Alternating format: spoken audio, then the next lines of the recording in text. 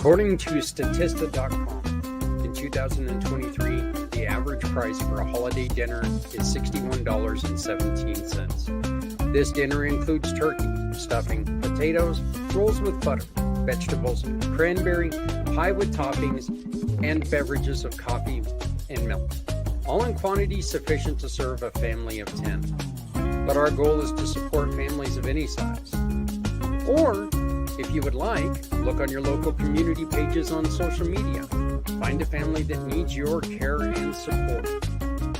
Verify your donation by asking for an email with a receipt showing your $20 of work. Family caring and support is what this season is all about.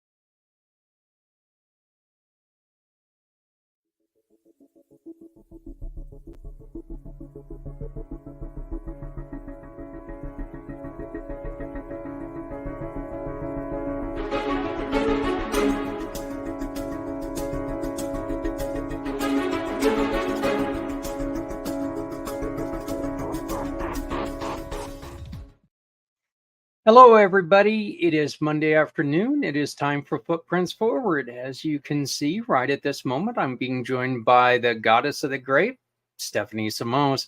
How you doing, sweetie? I'm doing good. How are you? I'm happy to be back and be here tonight. Yeah. You ran into a little bit of problem with getting from one place to another, doctor's appointments, all that other fun stuff that you got to deal with as a mom figure, right? Traffic this time of year, Yeah. That is one of the things about holidays that does, in which that's what our main focus is this week, is the holiday blues. And I think that right there, traffic alone is one of the things that drive people insane. And it's one of those things that other people's driving is not one of my favorite things to discuss to begin with. But when you're already in a hyper tense mood, yeah, and the littlest thing can really take and turn your day. I know one of the things I always tell people, and see, I'm not a coffee drinker, but being a biker, one of the things that always scared me, and I truly believe this, people and coffee kiosks, they are almost as dangerous as people who drink and drive, because they will switch double lanes to turn in front of you. They've got to get that caffeine fix, and people are insane around them. Have you ever noticed that? We have a Dunkin' Donuts location up here that I've seen that. The location isn't great though, so I will say that first, that the road that it's on is not the greatest. But yes, I've witnessed that. And I am a coffee drinker, but mainly coffee at home. So we drink too much of it to be making stops places. Yeah, well, and everything I know about coffee, I can't believe that you would take and go to a kiosk anywhere where you can't go to the bathroom. Anything I do know about, coffee drinkers, they're always peeing. So, but we did, this is our last show of the month. This is the last show on the PAC channel, the last live show of the year, as a matter of fact. So we're taking a somewhat well-deserved couple weeks off and getting ready for launching some really wonderful stuff next year. And bringing everything back a little bit stronger and a little bit better. And we ask you to please contact us. Footprints at communitypayitforward.us. Once again, that's footprints at communitypayitforward.us. If you have any suggestions, or if you have anybody that you would like us to talk to, if you have any specific subjects that you would like us to touch on. Look, this is a show about trying to help other people. We're here to listen. We're here to do everything that we can do to help someone in a difficult situation. So please, footprints at communitypayitforward.us. Reach out to us. Let us know what you think. Give us some suggestions, and let's see if we can come up with some guests and help you out. So, Stephanie, what are some of the biggest hassles and you're out east, so life is just a little bit more chaotic there anyway, than it is here in Colorado. But what are some of the things that are really stressful to a mom with 5 kids in your area? What are some of the things that just make you kind of go, oh, what am I doing? This time of year? Yeah, well, I already said I was a coffee drinker. Now everybody knows why. 5 kids. Yeah. Mom fuel, right? I think this Or that's the wine behind you, that's yeah, from coffee to wine, right? I think this time of year gets stressful for people, but what I've noticed, I think more recently, is that all those things that families are like accustomed to buying have gone up tremendously. And I'm seeing a lot locally and on our local pages on social media and things that families are really in a tough situation, to provide what they normally do this holiday season for their kids. It's been daily this past week, daily, mom with 2 kids, mom with 3 kids, 4 kids, and just grasping at straws to really find a way to make, the holiday season the same way for their children as they have in the past. I think that that's something that's extremely stressful for families right now, because I know for us, we don't do a whole lot outside of this time of year, but this time of year is when we really like to spoil the kids, Yep. And we're not the family that, goes to the store and comes home with a toy just on a random Tuesday. That's not us. Like, this is really the only time of year. So I think that similarly, other families probably feel the same with their traditions and the things that they do, and finding it harder to be able to do those things just because, the grocery store bill has increased tremendously. The gas prices have increased. I was talking to my neighbor who also cooks a lot at home, and she's sharing, she went to a big box store like a Sam's Club, a Costco, and she was like, it went up by dollars, Steph, not 25 cents, dollars. And, she's retired. She's on a fixed income. And this is somebody speaking out of like panic, oh my gosh, how am I going to do the holiday like I normally do, even just with food on the table? So when it comes to stress, outside of just the holiday craze of getting everything done, I think even more so this year, specifically, the rise in the prices of things have just really hit home to families that are trying to just put food on their table. Yeah, and I really want to caution people here, and I'm not going to get too deep into politics right now, because that's not what this show is about. But I know that the economy has a lot to do with what's going on. People need to remember, we just took a nationwide vote to increase minimum wage just a couple years ago, to where minimum wage took a giant jump. And everybody wants to sit there and blame the politicians for it being where it's at and all this other stuff. But you know what? We kind of shot ourselves in the foot there too, by the increasing the minimum wage. The one thing that I think a lot of people forget, that money's got to come from somewhere. It's not going to come just because, okay, I'm going to take, the owners of these stores aren't going to take a cut because they got to pay more. That's not going to happen, So While, yes, politicians are evil, we all know this, okay? Every politician is wackadoo. Yes, but the truth is that everything that we do, we've really got to pay attention to stuff like that. Where, yeah, you know what? I work at Walmart, and now I make more money. Hey, that's great. But that also means that you have to expect to pay more.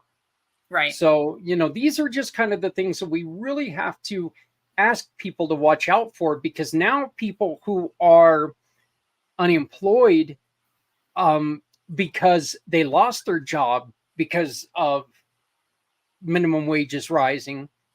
We went to Taco Bell a couple months ago, and they don't have anybody up front anymore. You have to order through the kiosk or through the app.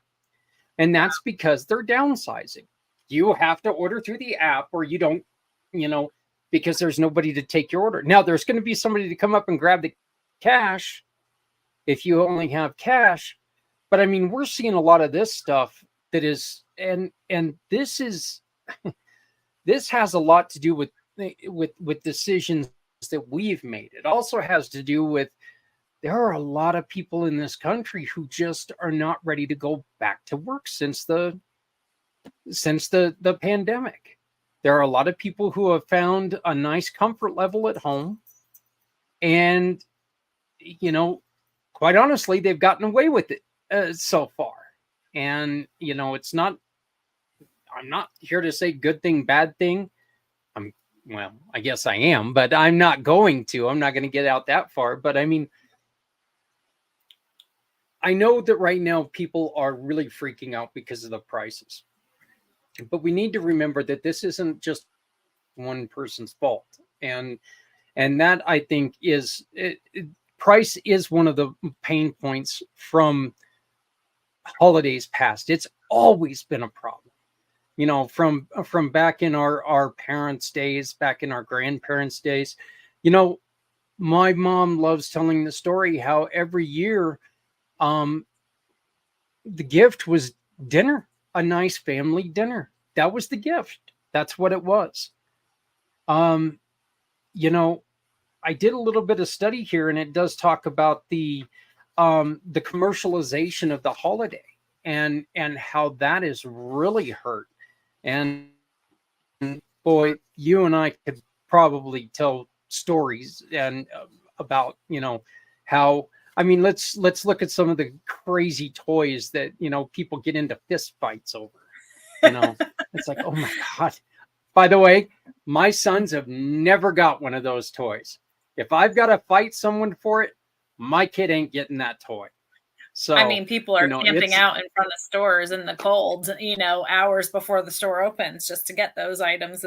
It's wild, but I guess that's part of the holiday craze, right? Yeah. But I think you mentioned big box stores a few times, like Walmart and things, and I think that it's important for people to try to support those smaller businesses too, locally, if they can. Yes. I mentioned food.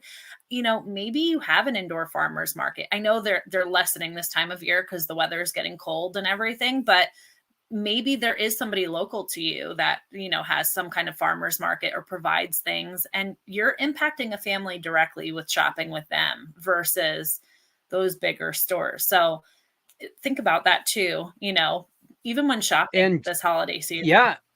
And generally their prices aren't going to alter near as much as you're going to get at one of the bigger stores, because they still have to pay the fuel prices, they still have to pay everything else, but it's their store, it's their market, whatever it is. So you're right. Woodworkers, I mean, I love this time of year because of the woodwork that comes out. Yeah. I love seeing all these nice crafts and things like that. That is honestly one of my favorite things about Christmas, is seeing some of the cool looking woodwork that comes out, but I was an artist in high school. I can't draw a stick figure now, but I was an artist in high school. But it's really, I love your suggestion. I think that is so perfect. Instead of going and buying this, go back to some of the really cool yesteryear, even, like for some of these kids that, let's be honest, a lot of these kids don't respect the toy anyway anymore. Yeah. So It's true. I mean, our local farm that we've always shopped with, they never changed the egg prices on us. I remember a friend from out of state calling me and said, "Can you believe how much the eggs are in the store?" I was like, "I haven't bought eggs in a store in years." And they never changed the prices on us, you know? So think local. You might be surprised with, the value you're getting to. And you're I helping somebody directly that probably needs to put food on their own table this holiday season. So it's all around like a really good thing. and I think that right there, again, I think that is such a beautiful point, that you're right. You're dealing with a family. You're not dealing with a conglomerate. You're dealing with somebody who actually has an input in your local economy, and when they do better, you do better. Right. I mean, if we start losing all of our farmers and our small businesses, that those are stores that the city shuts down. There's no more city. There's no more town. If all the smaller businesses get shut out, there then you're in trouble of dying down. There is no such thing as a small town where the only stores there are Walmart, Albertsons, King Super, Safeway, and Best Buy. There's always going to be like smaller mom and pop towns, Yeah. because those bigger stores don't have anything to do with those small towns where that would be all there is to them. So, Right. that's, I do love that point. And you can always contact the local, um oh, what's the word I'm looking for? Directories, local directories for all your small businesses. They're all over the place. Your chamber of commerces, go to them, check out the people that are there, check out local. That is, what a great idea. What a And great it's idea. great. Social media gives you so much access to see what there is local. I mean, I'll use this as an example. I was looking for something outdoors to do that was festive for my kiddos, and just with the simple search on social media, so many things popped up, and we were able to find something that not only was free, and there were opportunities to make donations to causes that put it together, but it was something that was great. And it ended up being a really beautiful sunny day in the low 50s here in Pennsylvania, the day that they put it together. So quick search on social media and you can find those businesses. Join your local pages, and they're usually advertising on there. One of the things that I know we've been a part of is like women's groups and stuff like that. They'll also have like craft sales and stuff like this around now, to where you can take and celebrate the women in your community, and the women business owners and stuff like that. And you get to go in there and have a lot of fun that way as well. And it's just, again, it's a great way to get to know the people that are in your community. It's much less expensive, and let's be honest, the people are a hell of a lot nicer than, and getting a good answer about a product, getting a knowledgeable answer about a product, that's always so nice. Because when you're sitting there and you're talking to some kid, at one of these stores that doesn't have a clue on what you're talking about, and I'm getting old, so kids don't understand what I'm saying anyway. I go up there and I'm trying to explain something, I don't even know what the hell it's called. So I mean, me sitting there stammering all of a sudden, all about it, and they're sitting there looking at me like going, I don't know what you're talking about. What's one of them there thingies that you plug into that thingy there, and they're a plug.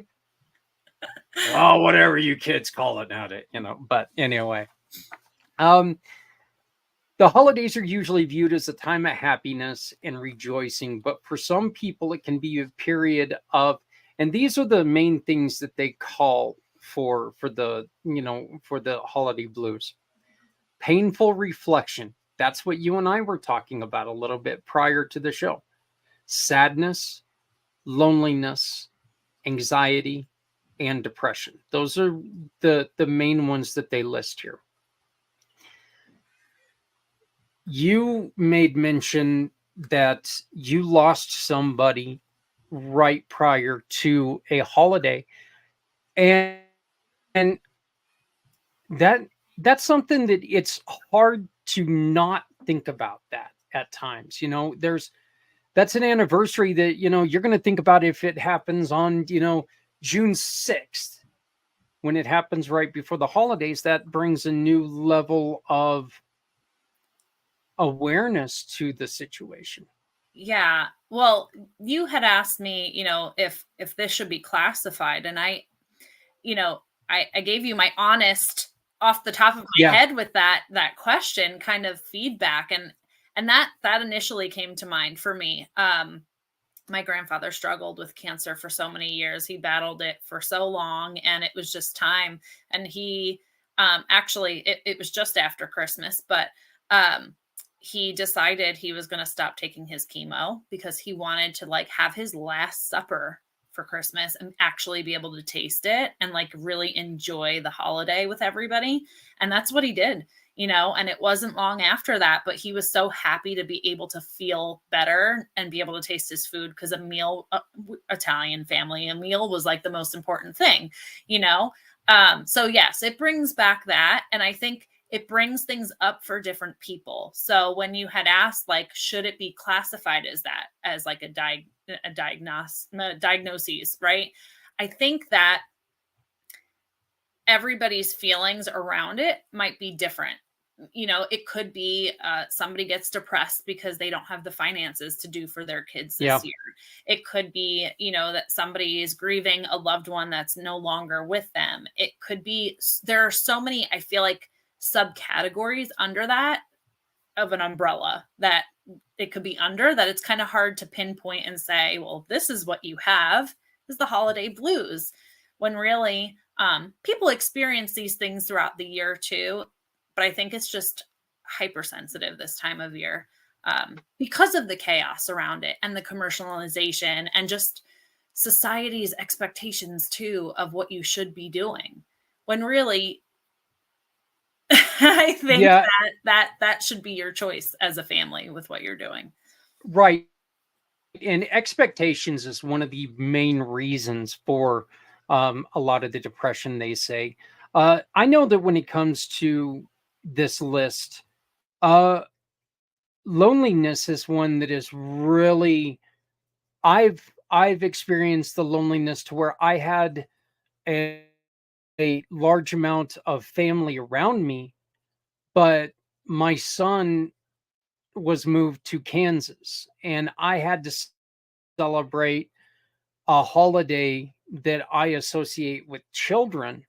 And I had to associate that knowing that my son wasn't here, and something that I used to look forward to and was so deeply, deeply involved with because of him.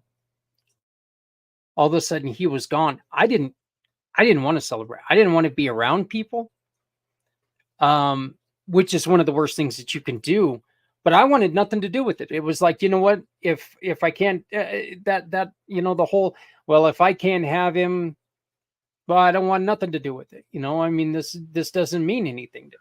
I think you bring up a really good point, Zach, because I think that your traditions around the holiday feel and look a certain way to you. And they probably feel and look a certain way to different families too, based on their traditions and what they're used to doing. And I agree with you. I think that this time of year is for the kids. That's how we look at it too. That's how it always was when we were growing up.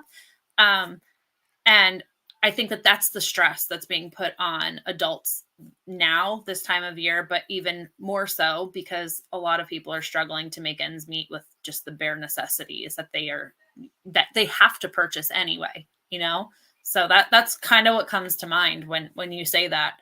And I hope it's an easier holiday season for you this year.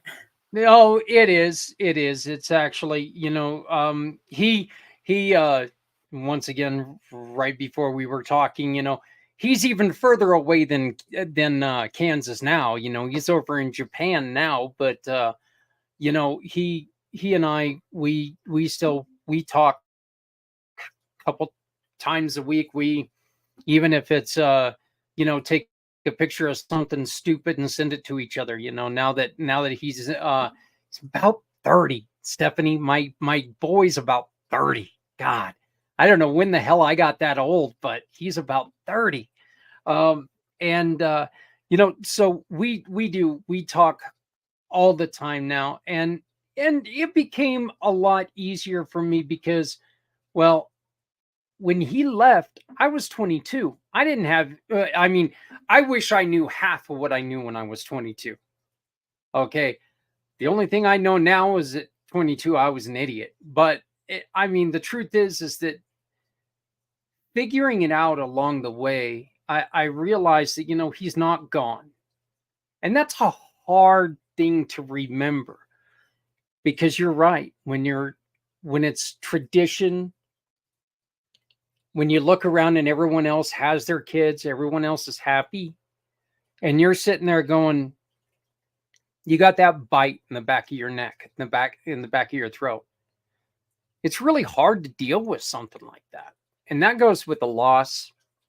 And that goes with, obviously divorce and parents. But, when my baby boy moved out of the house the first time and he told us that he was going with his girlfriend out of town, I was like, you're what? No, you're not. This is Christmas. I don't care if you moved out. I'm dad. You're going to listen to me. And I learned the hard lesson there. No, he's not. But but it is, there are so many, and it's a very, I understand loneliness on this list a lot more than I understand anything else, because I know that feeling of, you're wanting the family there and having even one person missing. It's devastating. So one of the others, and we've brought it up, is anxiety. I'm taking a deep breath as you're saying that, Zach. Yeah. Because I know I am not on track with where I need to be on the 11th of December. Oh, I'm nowhere near. But I think with the prices, I think coming out of the pandemic, I think all of the things that we've went through, and including the year and a half of no longer being able to be with people because, things were a little askew. Mm-hmm. I think us rushing back together a lot of times, that creates anxiety on itself. Yeah, it definitely could. And I think it definitely could with feelings around, who's got elderly parents and things like that too. Yep. And just being considerate of people's feelings, along with transitioning back to what the norm looks like now, for you. And this is definitely not the time of the year to make your opinions more important than the family, and that's really the way it is. You know what? If you're going to somebody's house, if you're going to be breaking bread at someone's house, it's their home. If they're asking you to stay away, if you've got the sniffles, stay the hell away. It's not a big deal. Mm-hmm. In the long and short of it, it's a bigger deal if you make it a bigger deal. If you just say, hey, you know what? I was running a little bit of a sore throat and things were a little, off. I'd much rather somebody tell me that than say, you know what, I decided to risk it, and now everyone at the house has something. And I just say this after getting over COVID at a funeral. I caught COVID at a funeral. And, look, deniers be deniers, if you will. But the fact is that, COVID's not the worst thing I've ever had, but it's not the funnest thing I've ever done either. But I'm still relatively, okay, I'm not going to say young. I'm not going to say young at all.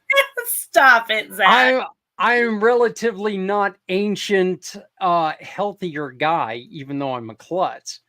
So, I could take care of it, but I mean, it does still hurt people, and especially like you said, older people.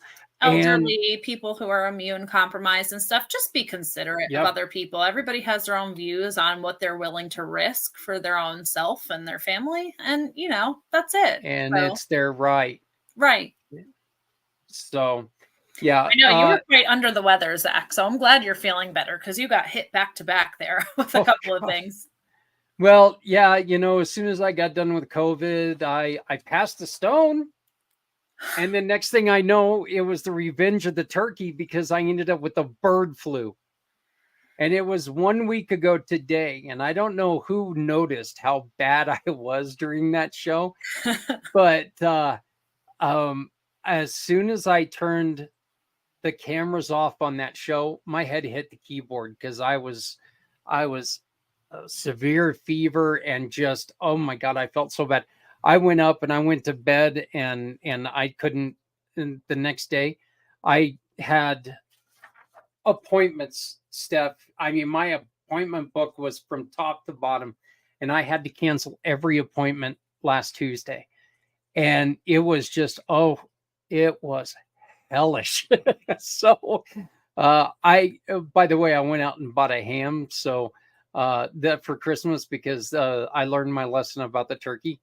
That bird flu is no damn joke. I'm not going to deal with it again. So, but Well, yeah, I'm glad you're better. But that just goes to show you that look, a young guy like Zach under the weather like that, just be considerate with your family over the holidays. yeah, Don't want to add any additional stress or anything to people when it is a stressful time of year already. it is. It is. And the one thing that Stephanie was talking about is the holiday blues is not recognized as a psychiatric condition in the Diagnostic and Statistical Manual for Mental Disorders. The manual used by clinics to diagnose mental health decisions. You and I did have a great conversation about this, and I think that you've got a great point. That I don't think we have to diagnose everything, but my question to you was, and I think you got it right. I don't think we need to diagnose it. I really don't. But what was your thought on we've opened Pandora's box and we've been diagnosing everything. Everything is different. Where my age, that kid that's sitting over in the corner screaming his bloody head off, he was a brat. Now there's ADD, and autism and all these other things. Before he was just a royal pain in the ass. Right.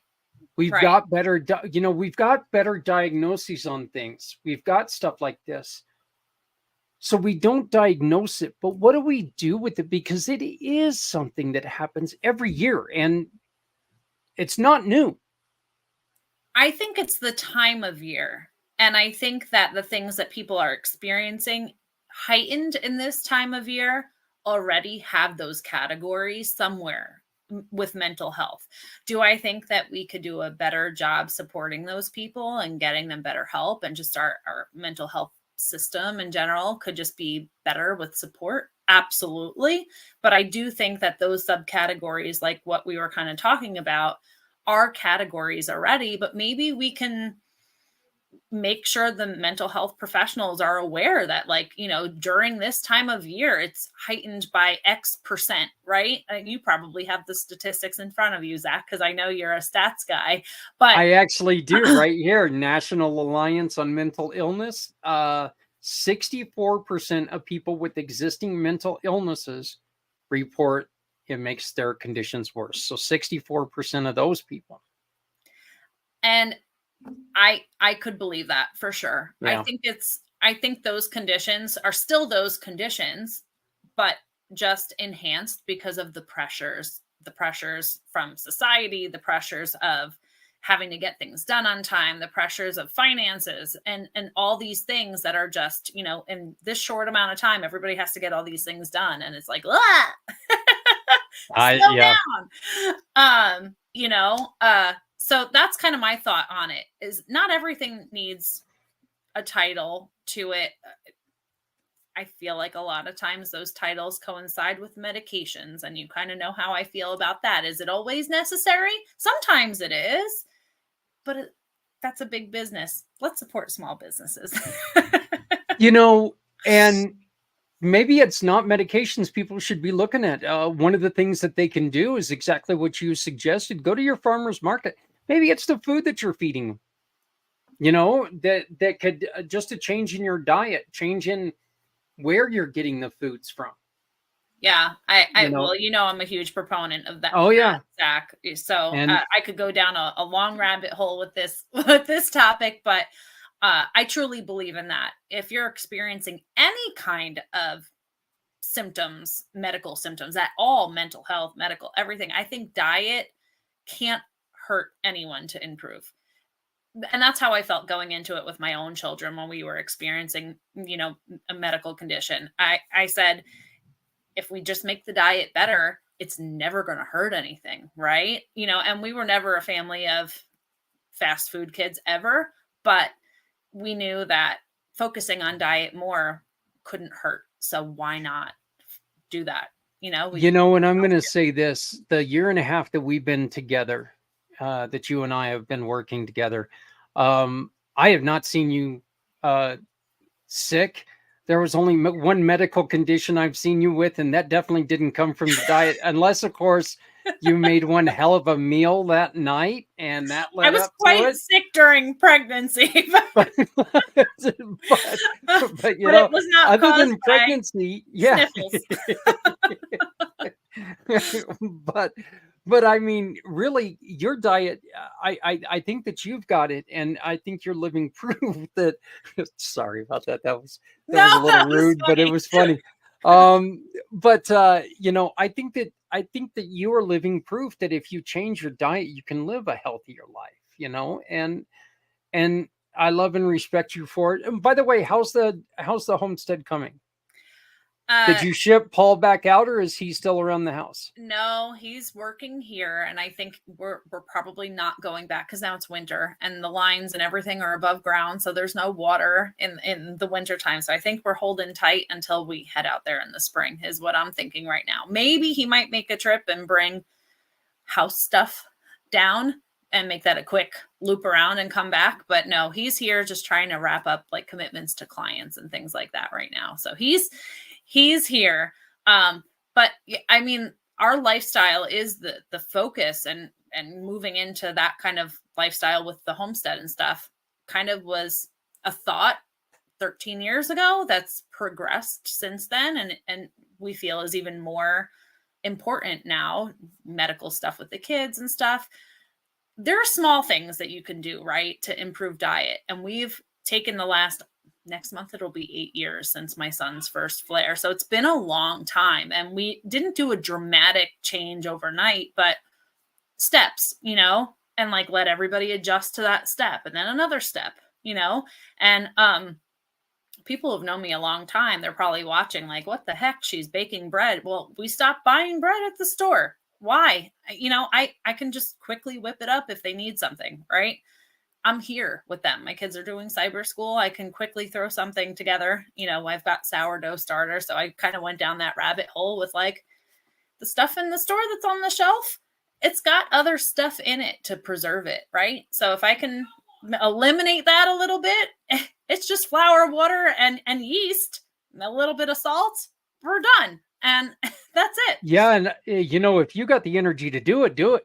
And like you said, you've made the dedication to your kids to keep them there at home and keep them, to educate them there at home and help them grow from that. So I think that, that's just it's a wonderful next step to make sure that, this is just one way to make sure that your kids are growing up the way that you want them to. It's not like, the modern day thing, send your kids to school, there's an instant babysitter. And you're taking more of an active role. That. Parents have to work. I'm not. Oh yeah. And my kids were in the public schools here up until the pandemic, actually, when everything shut down, and I knew that it was going to be that way for quite some time. I looked into a virtual setting for them with structure that had been there before the pandemic, where, with a school that knew what they were doing with cyber. So we went in that direction. And truthfully, with my son that needs a lot of support, it's been a blessing. They've been able to really help him in a way that the public school didn't have the resources. So blessing in disguise. But I know people have to work. People have to send their kids to school. Those are working hours. I'm not knocking that at all. And I'm sure somebody watching this is going, and she bakes bread.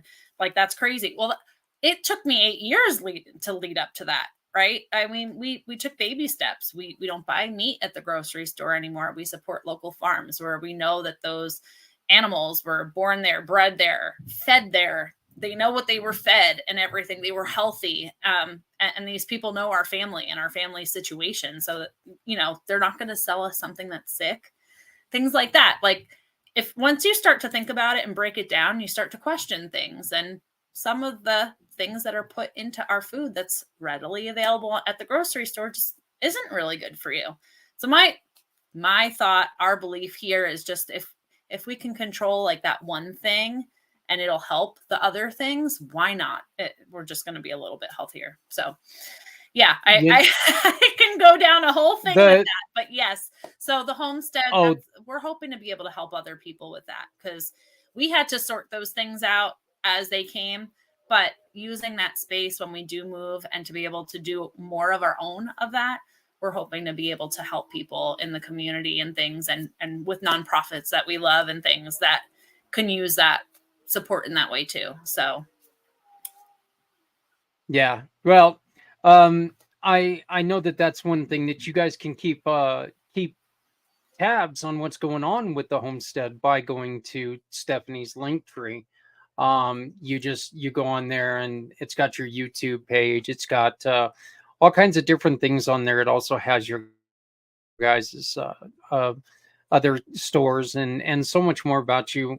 We went over the link tree on Wednesday night, and it was actually the first time that we'd ever done that, which kind of surprised me a little bit. I was like going, we talk about your link tree all the time, but I realized we'd never opened it up.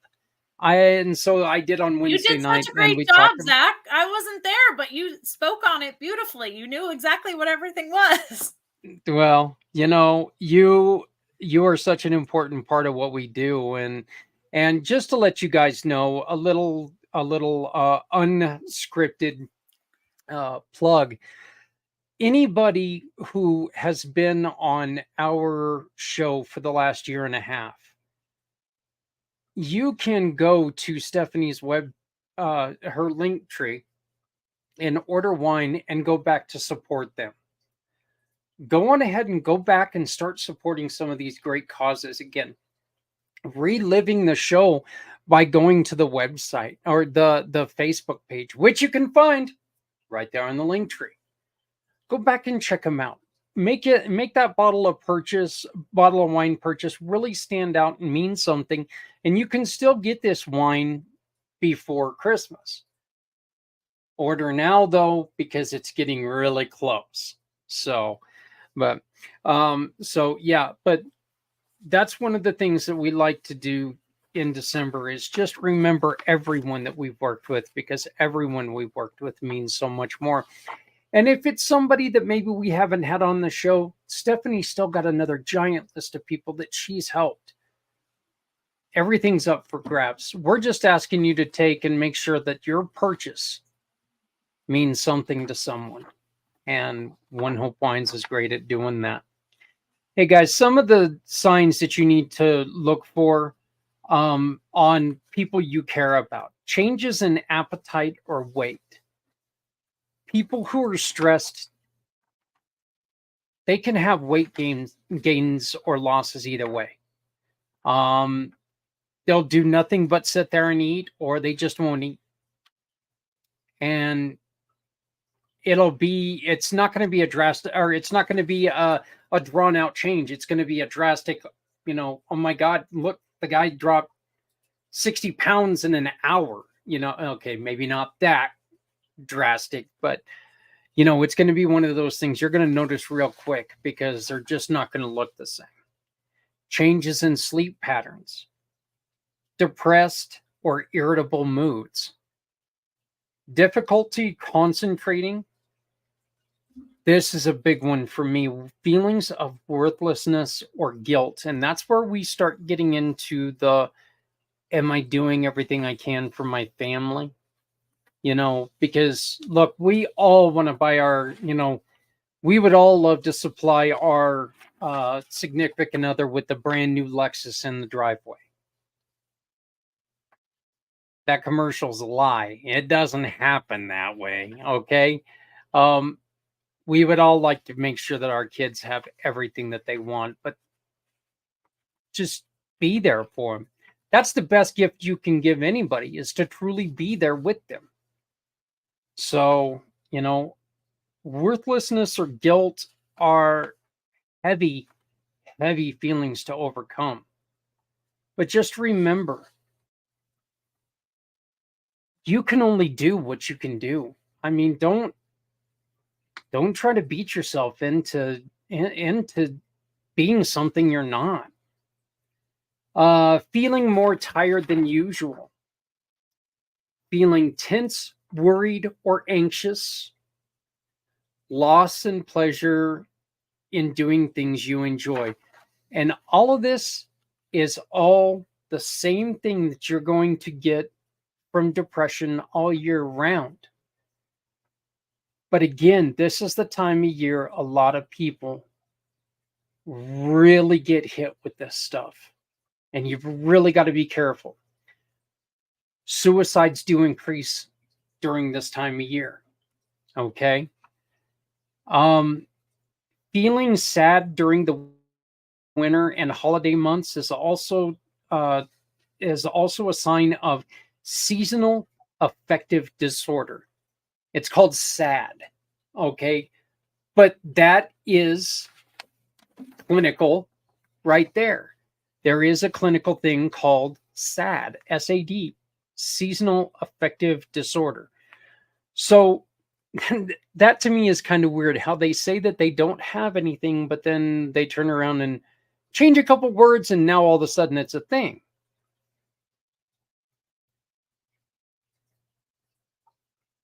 Yeah, I just don't know what to feel about that other than I mean, so it's kind of under that umbrella then. Yeah.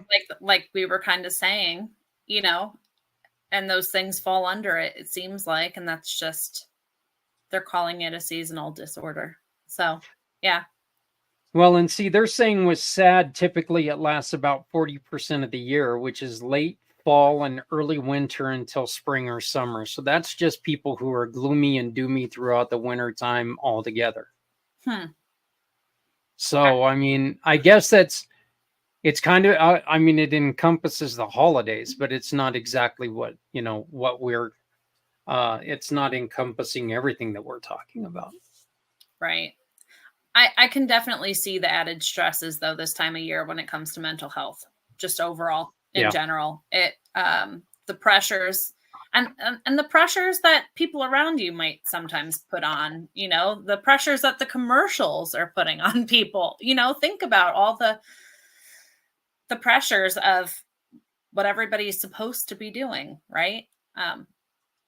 Make those choices yourself with your family. Don't let the media and all those things and the commercials and all the things, like you said, the Lexus in the driveway. If my husband was on here with us, he would joke and tell you he's lucky to get socks for Christmas because the kids get everything. Yeah, but I would say, just take a deep breath and, get through this holiday season one step at a time, one foot in front of the other, focus on the most important things to get through, that's what I've been doing, at least, is looking at it one day at a time, because if I look at all the things I still need to do in the next few days, Yeah. Oh, like I said, I understand. There are multiple things that are the reason why those things were caused. You've got lack of sleep, excessive eating or alcohol use, financial stress, isolation of loneliness, unrealistic expectations. Okay, those are all the reasons. Those are the big reasons for why this happens. Those are like the biggest reasons of why it happens. And this is scary to me. It isn't only just adults who are prone to seasonal sadness. Changes in routines, dealing with families and family problems, missing friends, people travel, and feeling stressed about the holidays can all contribute to feelings of sadness and depression in kids as well. That a lot of times we forget that kids can feel stressors during this time. There's people invading their space. Yeah, that's interesting that you brought that up, because I don't think that that's something that people often think about. But even if you're traveling to go here and there to visit and see family, that puts stress on everything, packing things up. Are you staying overnight? All these things, that's a change in their routine, change in their environment, travel time, all those things. You know how traveling makes us feel if we're traveling for a long time, exhausted. Yeah. There's a lot of things that kind of contribute. So that makes sense. That's not something I would have initially thought of, though. But great that you brought that up.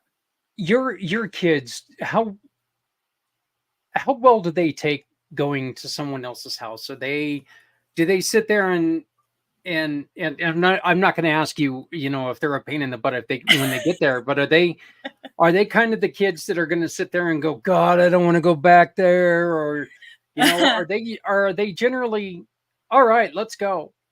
I think it depends on what we're doing and who's involved, because my kids are at that preteen age now where, some things are great to do and some things are, that's so cringe, mom.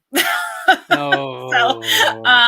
So I think that it depends on that. But my oldest is difficult to travel with just because of some symptoms that he's still experiencing. But my others are pretty good. They're pretty good. I mean, I have a toddler now, so in going to anybody's house, well, yeah, I guess I'll say toddler. He's going to be 4 at the end of this month. I don't even know how that happened. I feel like I just had him and now whatever. So he's at that age of exploration where you really have to keep an eye on him, because he's here, he's there, he's climbing on this, and all of a sudden he's got something that he's not supposed to have. But I think, gosh, travel for us is hard since my oldest with everything. Travel for us is difficult. Even short distances, you don't want to be in the car. You'll leave my car with a headache. You'll have a migraine by the time you're done with all of them in the back seat. But when it comes to things and holiday traditions that they look forward to, they anticipate that and they get excited for certain things too. So I feel like I have to prep them, like, we're looking forward to doing this. They really like to help in the kitchen with certain traditions and stuff of things that my grandparents used to make around the holidays. So that, are we doing that this year? And there comes that pressure, right? Because my grandparents back in the day used to do lots of fish for Christmas. And with prices of things now, are we doing everything like we normally do? I'm not sure yet, so we'll have to see and pick and choose kind of what we're doing. But there are things that they like to dabble in. And I don't know if that answers your question, Zach. I feel like it does. But I have a wide range of kids, and not everybody has 5. So it is a bit more of a handful to kind of do things, where we usually will host and do things here.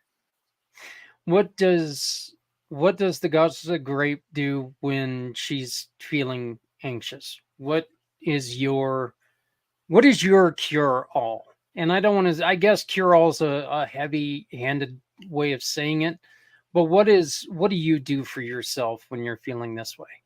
Truthfully, because that buildup could be quick, because there's a lot of things that kind of build up fast. But I will make a list of what's priority first, and I'll just write everything down. And sometimes I'll write it in my planner on the day that I'm going to do it. So it's not just a list where I'm looking at 20 things, but it's okay, 3 things here, 4 things there. and I kind of space it out where I'm like, okay. And then it looks a little bit more manageable when you're breaking it down like that, where it's not like, oh my goodness, how am I going to find the time? Well, here's how I'm finding the time, right? Because on Thursday, I'm going to do this at 10 o'clock and then this by 1 and then this. But so just breaking it down like that, because I will start to feel anxious and then I'll start to feel like I can't breathe. So that is my, and occasionally a glass of red wine at the end of the night will also help to make sure I sleep and my mind's not racing of all the things, right? But no, that is my go-to, honestly, is time management is huge for me. I would never be able to get done with all of the things that I do in a day without that kind of breakdown, between being an entrepreneur, our local business, the kids, all the things. Have to have a way of breaking it down to make it a little bit less stressful. Well, but it's normal to feel that way. So anybody listening to this, like, you don't have to have a diagnosis like we've been talking about this episode for you to feel like, okay, now it's okay for you to feel that way. I think a lot of people experience that anxiousness and anxiety and pressures, especially around November, December timeframe. Well, they just in this study that I was doing, they just say drink in moderation. Make sure that you're doing it. Look, drinking in moderation is just perfect. Don't isolate yourself. Exercise. Learn to say no. And I loved seeing that one. Learn to say no. Find time for yourself and set realistic expectations. I think every single thing on here is a great suggestion. And I think it's easier to stay within yourself and stay within your mindset if you just, go by a couple things. I loved just say no. Learn to say no. You cannot say yes to everything. So, but Stephanie, to you, to Paul, to the kids, Merry Christmas, Happy Holidays. I love you guys so much, and thank you for everything you've done for Community Pay It Forward, and more important, towards me in 2023. Thank you so much, my dear. Merry Christmas to you and yours. I'm so happy to be here, and I can't wait to continue to make an impact through your channels and through Footprints Forward. Well, I greatly appreciate it, but you go, and it sounds like you've got a house full, so going ahead and you go take care of them. And for all of you out there, thank you. 2023 has been a very exciting year. We've started this wonderful show, and we will be back on the 8th. We've already got 3 shows lined up for next year. Yay! If you knew the headache on doing that, you'd cheer too. So, but we want to thank you so very much. And remember, please take it easy on yourself. Take it easy on others. Shop small when you can. Take care of yourself and take care of others. We're all we got. For Stephanie, for everyone who was not able to be here today, and for myself, Zak Clayton, Community Pay It Forward, Community Dare to Care, and the PAC channels, happy holidays, Merry Christmas, and please remember to love somebody out there because somebody out here loves you. Thank you very much. Have a great new year, and we'll see you next year.